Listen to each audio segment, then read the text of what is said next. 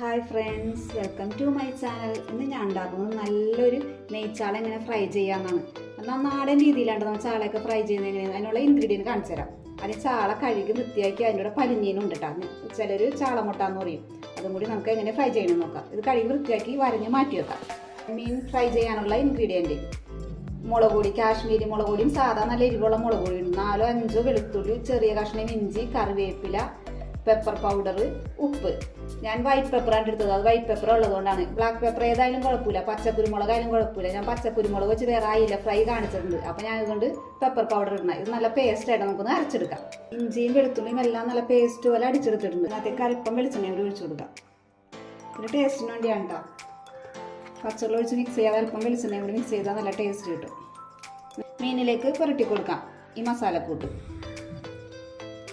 മീനിലെല്ലായിടത്തും നമുക്ക് നല്ലോണം പുരട്ടി പിടിപ്പിക്കാം കേട്ടോ. നല്ലോണം പുരട്ടി വെക്കാം.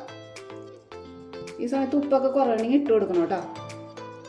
ഞാൻ പച്ചക്കുരുമുളക് ഇട്ട് വെച്ച അയില ഫ്രൈ ഉണ്ട് കേട്ടോ. നിങ്ങൾ എല്ലാവരും ആ വീഡിയോ പോയി കാണാത്തവർ നമുക്ക് മീൻ മുട്ടയും കൂടി ഇതിനകത്തേക്ക് ഇട്ട് മസാലക്കൂട്ടിലേക്ക് ഇട്ട് പുരട്ടിയെടുക്കാം.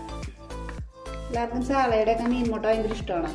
അപ്പോൾ ഒരു 10-15 മിനിറ്റ് ഇത് റെസ്റ്റ് ചെയ്യാൻ വെക്കാം കേട്ടോ. അപ്പോൾ എല്ലാം മസാലകളെല്ലാം മീനിലേക്ക് മീൻ മുട്ടയിലൊക്കെ പിടിച്ചിരിക്കും. എന്നിട്ട് നമുക്കിത് നല്ല ഇഞ്ചിയുടെയും വെളുത്തുള്ളിയുടെയും കറിവേപ്പിലയുടെ ഒക്കെ നല്ല മണം ഇപ്പോൾ തന്നെ വന്നിട്ടുണ്ട്. ഫ്രൈ ചെയ്യണ കാണിക്കാട്ടെ. ഇനി വെളിച്ചെണ്ണ ഒഴിച്ചിട്ടുണ്ട് കേട്ടോ. നമുക്ക് അല്പം കറിവേപ്പില ഇടാം. അത് തേച്ചാൽ മീൻ വെച്ച് ഫ്രൈ ചെയ്തെടുക്കാം. ഈ സമയത്ത് അല്പം വെളുത്തുള്ളി ചതച്ച് കേട്ടോ. തൊലിയോടുകൂടി തന്നെ കഴുകി ചതച്ചിടും. തുള്ളിയുടെ ഫ്ലേവറൊക്കെ മീനിലേക്ക് ഇറങ്ങും. നമ്മൾ ഓൾറെഡി അരച്ച് ചേർക്കുന്നത് എന്നാലും ഇങ്ങനെ ഇടുന്നത് നല്ലതാണ്. കറിവേപ്പിലയും ഇട്ട് കൊടുക്കാം. മീൻ്റെ ഒരു സൈഡ് ഫ്രൈ ആയിട്ട് നമുക്കിത് മറിച്ചിട്ട് കൊടുക്കാം. ചില സമയത്ത് മീൻ ഫ്രൈ ചെയ്തൊന്ന് ഒട്ടിപ്പിടിക്കും ചീൻചട്ടിയിലാക്കാം. അപ്പോൾ ഒട്ടിപ്പിടിക്കാൻ വെളിച്ചെണ്ണ നല്ലോണം ചൂടാവാത്തതുകൊണ്ടുണ്ട്. വെളിച്ചെണ്ണ നല്ലോണം ചൂടായിട്ട് വേണം നമുക്ക് മീൻ പൊരിക്കാനിടാൻ കേട്ടോ. എൻ്റെ വീഡിയോ കാണുന്ന എല്ലാവരും സബ്സ്ക്രൈബ് ചെയ്ത് സപ്പോർട്ട് ചെയ്യണം കേട്ടോ. അപ്പോൾ ചാള 2 സൈഡും ഫ്രൈ ആയിട്ടുണ്ട്. നമുക്കിത് എടുക്കാം ചീൻചട്ടിയിൽ നിന്ന്. നല്ല മുരിഞ്ഞ് വന്നിട്ടുണ്ട് ചാള. അടിപൊളി മസാല തേച്ച നല്ല മണം ഇഞ്ചിയുടെയും വെളുത്തുള്ളിയുടെയും കറിവേപ്പിലയുടെ ഒക്കെ. ഇനി ബാക്കിയുള്ള ആ മീൻ മുട്ടയും കൂടെ നമുക്ക് ഫ്രൈ ചെയ്തെടുക്കാം. അപ്പം മീൻ മുട്ടയും കൂടെ നമുക്ക് ഇട്ട് കൊടുക്കാം കേട്ടോ. ആ മസാലയൊക്കെ തേച്ച മീൻ മുട്ട നല്ല ചൂടായ വെളിച്ചെണ്ണയിലേക്ക് ഇട്ട് കൊടുക്കാം കേട്ടോ. ഇത് ചിലപ്പോൾ പൊട്ടിച്ചെറിക്കും കേട്ടോ. നമുക്ക് സൂക്ഷിച്ചിടണം. അല്പം കറിവേപ്പിലയും ഇട്ട് കൊടുക്കാം ഇതിൻ്റെ മുകളിലേക്ക്. ഇതുപോലെ ചാളയുടെ പഞ്ഞിനൊക്കെ ഇടുമ്പോൾ ഇങ്ങനെ ചെയ്യാറുണ്ട്. എല്ലാവരും ഇതിനൊക്കെ ട്രൈ ചെയ്ത് നോക്കണം കേട്ടോ.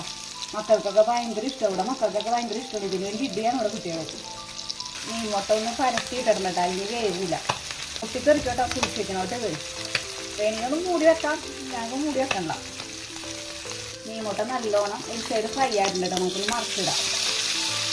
മക്കൾക്ക് നല്ലോണം ഫ്രൈ ആയി കിട്ടുന്നതിൻ്റെ ഇഷ്ടമാണ്. അതാണ് ഇത്ര ഫ്രൈ ആക്കുന്നത്. എന്നിട്ട് ഫ്രൈ അത്ര മൊഴിയേണ്ട ആവശ്യമില്ലാത്തവർക്ക് കുഴപ്പമില്ല. ഞാൻ നല്ലോണം ഫ്രൈ ചെയ്തെടുക്കുന്നുണ്ട്. പിള്ളേർക്ക് അതിനോട് താല്പര്യം. മീൻ മുട്ട എല്ലാം 2 സൈഡും ഫ്രൈ ആയിട്ടുണ്ട്. നമുക്കിത് കോരിയെടുക്കാം. കാരണം നല്ലവണ്ണം മസാലയൊക്കെ പിടിച്ച മീൻ മുട്ട ഫ്രൈ റെഡി ആയിട്ടുണ്ട് കേട്ടോ.